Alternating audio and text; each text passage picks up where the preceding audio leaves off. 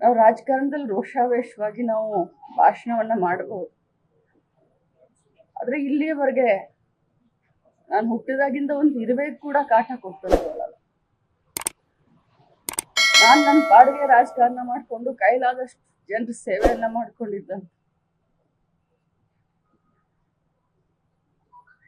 ಕೆಟ್ಟದ್ದನ್ನ ನೋಡಿದ್ರೆ, ಕೆಟ್ಟವ್ರನ್ನ ಕಂಡ್ರೆ ದೂರ ಹೋಗುವಂತ ಸ್ವಾಭಾವಿಕ ರಾಜಕಾರಣದಲ್ಲಿ ಇದೀವಿ ಅಂತಂದ್ರೆ ನಾವು ಸ್ವಲ್ಪ ಧೈರ್ಯದಿಂದ ಇರ್ಬೇಕಾಗತ್ತೆ. ಆದ್ರೆ ವಿಧಾನ ಪರಿಷತ್ತು ಅಂತಂದ್ರೆ ಹಿರಿಯರ ಚಾವಡಿ, ಬುದ್ಧಿವಂತರ ವೇದಿಕೆ. ಆ ವೇದಿಕೆಯಲ್ಲಿ ಅವ್ರು ಮಾತನಾಡ್ಬೇಕಾದ್ರೆ ಎಲ್ರು ಧೃತರಾಷ್ಟ್ರ. ಅದ್ ಬಹಳ ಕೆಟ್ಟ ಅನ್ಸ್ತು. ಕೇಳಿದವ್ರು ಬಂದು ನನ್ಗೆ ಪಕ್ಕಕ್ಕೆ ಬಂದು ಹೇಳ್ತಾರೆ, ಸಾರಿ ಅಂತ ಹೇಳ್ತಾರೆ. ಆದ್ರೆ ಯಾರು ಕೂಡ ಅದನ್ನ ಖಂಡಿಸ್ಲಿಲ್ಲ. ನಮ್ಮ ಪಕ್ಷದವ್ರು ನಮ್ ಬೆನ್ನಿಗೆ ನಿಂತ್ಕೊಂಡು, ಇವತ್ತು ರಾಹುಲ್ ಗಾಂಧಿ ಇದ್ರೆ ನಮ್ಮ ಕಾಂಗ್ರೆಸ್ ಪಕ್ಷ ಇದ್ರೆ ಲಕ್ಷ್ಮೀ ಹೆಬ್ಬಾಳ್ಕರ್ ಅಂತ ಹೇಳಿ ರಾಹುಲ್ ಗಾಂಧಿ ತೇಜೋವಧೆ ಮಾಡ್ತಾ ಇದ್ದೀರಾ. ಇರ್ರಿಲಿವೆಂಟು.